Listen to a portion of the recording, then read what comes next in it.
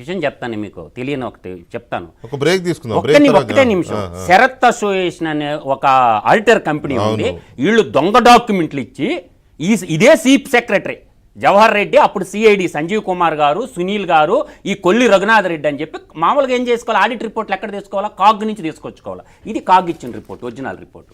ఈ CAG report తీసుకోకుండా Sarath association వాళ్ళ చేత ఒక దొంగ డాక్యుమెంట్ క్రియేట్ చేసి ఆ శరత్ అసోసియేషన్ వాళ్ళు తయారు చేసిన దొంగ డాక్యుమెంటే చంద్రబాబు నాయుడిని అరెస్ట్ చేయడానికి మూల కారణం.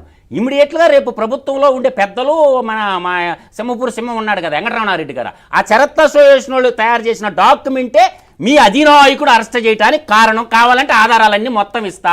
ఆ శరత్ అసోసియేషన్ వాళ్ళు మొత్తం నెత్తి లోపల ఏంటి రేపు గవర్నమెంట్. రైట్. రమణారెడ్డి గారు, ఇప్పుడు చంద్రబాబు నాయుడు బటన్ నొక్కబట్టి ఇవన్నీ జరిగినాయి.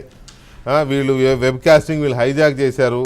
చివరి కమాండ్ కంట్రోల్లో కూడా వీళ్ళ కార్యకర్తలే ఉన్నారు. తర్వాత ఈసీని మొత్తం వీళ్ళే కంట్రోల్ చేస్తున్నారు. ఈసీ మొత్తం వీళ్ళ చేతుల్లో